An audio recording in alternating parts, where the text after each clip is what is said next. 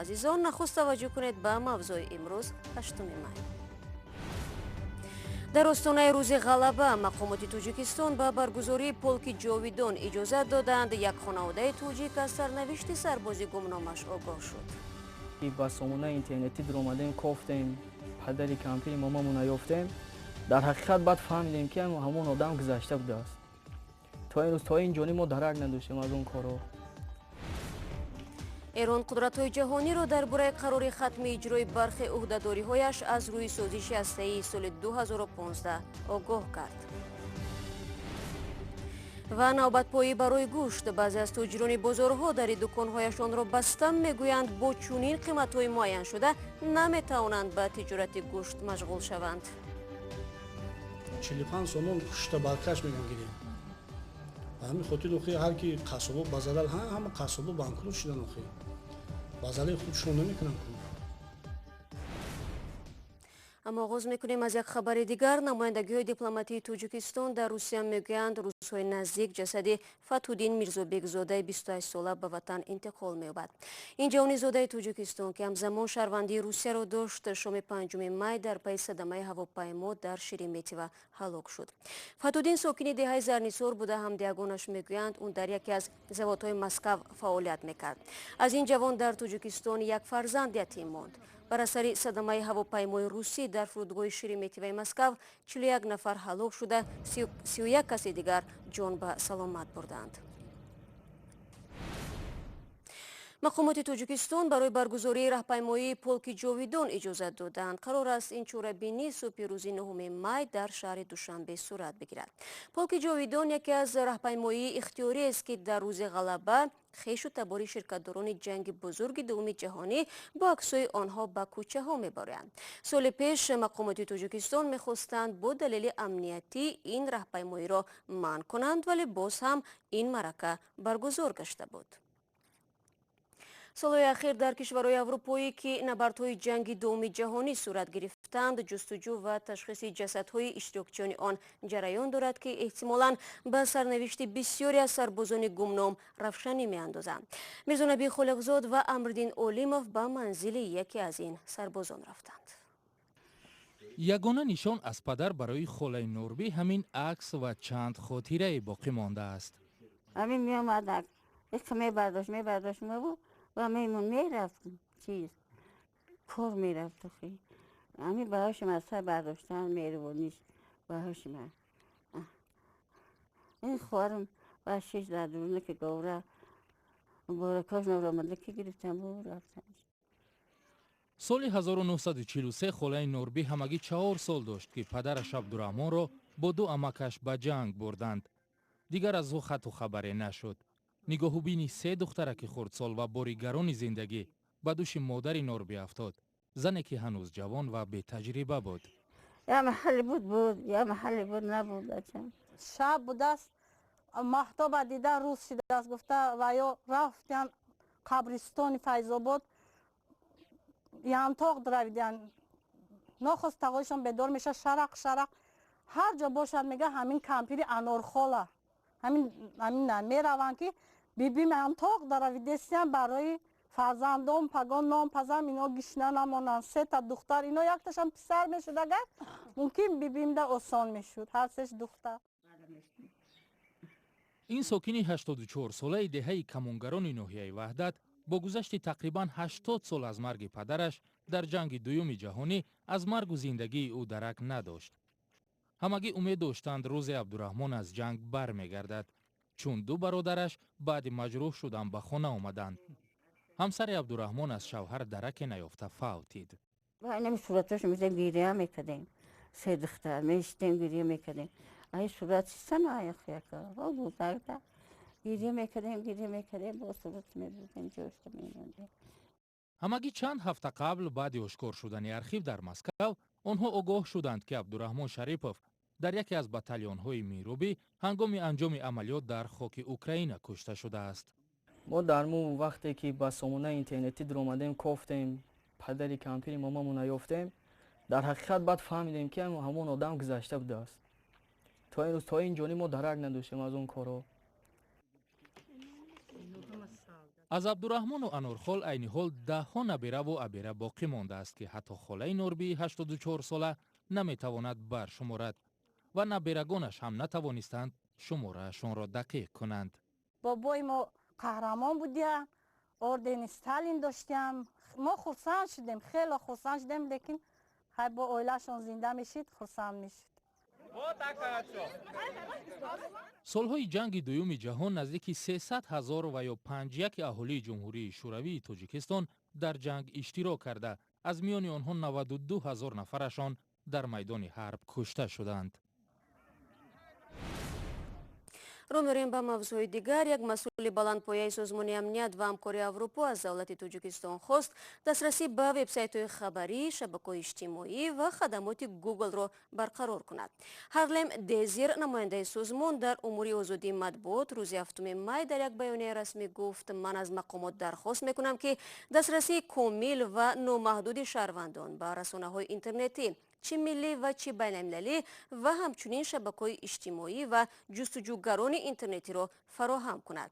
هارلم دیزیر افزوده است بدون دسترسی به ممانعت به اینترنت آزادی بیان وجود ندارد.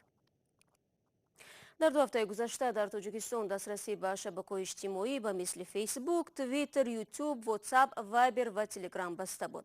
کاربران همچنین شکایت دارند که آنها را از حق دسترسی به وبسایت‌های خبری به مثل رادیوی آزادی، آزیا پلوس و اوستا محروم کردند. در اولین سالگرد خارجشوی آمریکا از سازش هسته‌ای با تهران، حسن روحانی گفت که اگر منفعت‌های جمهوری اسلامی حمایت نشود، میزان غنی‌گردانی اورانیوم را افزایش می‌دهد. در همین حال کاتب دولتی آمریکا با یک سفر غیرمنتظره وارد بغداد شد تا با مقامات این کشور فعالیت‌های مورد نگرانی به گفتش توصیه یابنده امنیتی ایران را مطرح کند. خرامان بقازاده با تفصیلات بیشتر.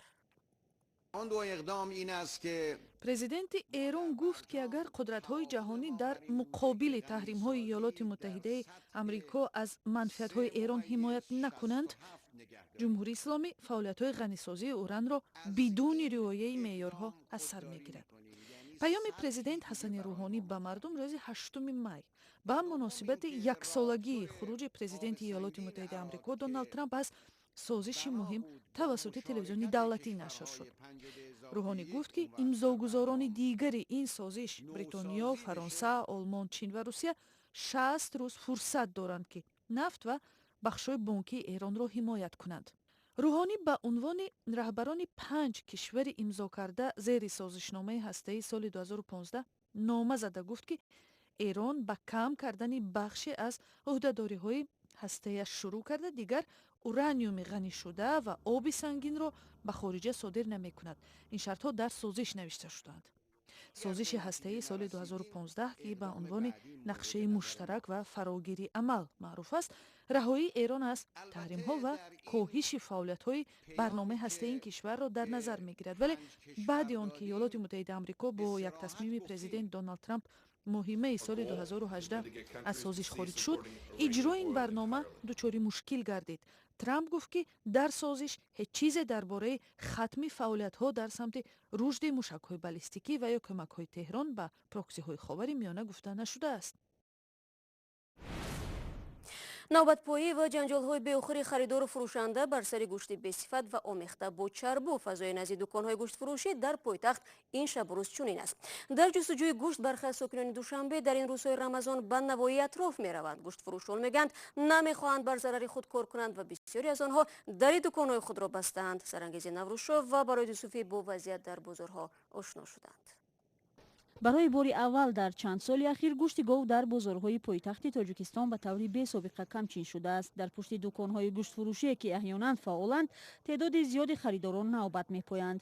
дуконҳои фаъол аксарият марбут ба маъмурияти бозорҳо аст ки ба хотири бегӯшт намондани бозорҳояшон боз нигаҳ медоранд.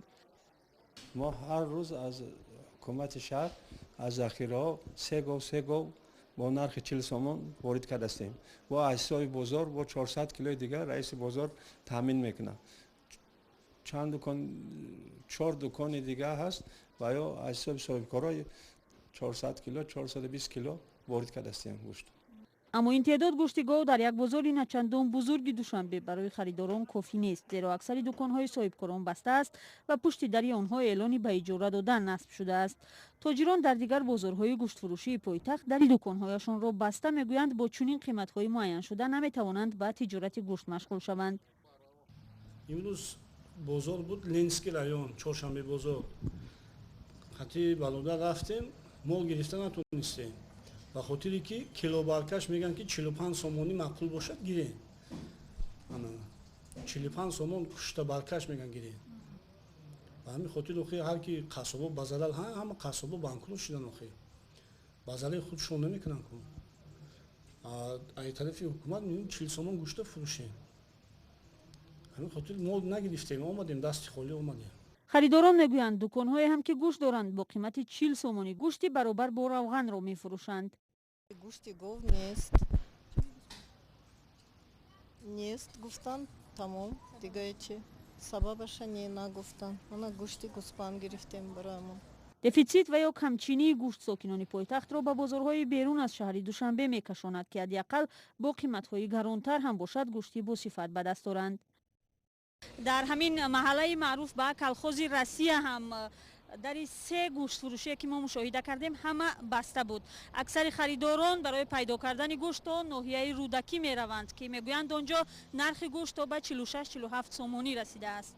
мақомоти шаҳрдории душанбе эълон карда буд ки барои таъмини сокинон ба гӯшт ва танзими нархи он дар моҳи шарифи рамазон дар 4 гӯшаи пойтахт ярмаркаҳои фурӯши гӯшт ва маҳсулоти кишоварзӣ таъсис додааст.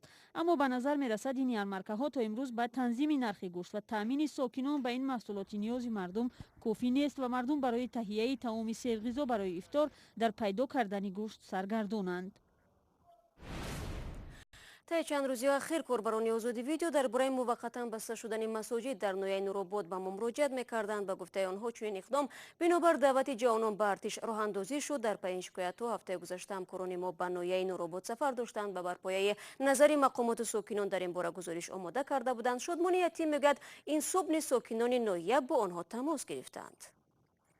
баъд аз нашри хабарҳо дар бораи манъи намози ҷумъа дар ноҳияи нуробод субҳи 8 май чанде аз сокинони ноҳия ба радиои озодӣ занг зада аз боз шудани дари масҷидҳое ки қаблан баста шуда буданд хабар доданд.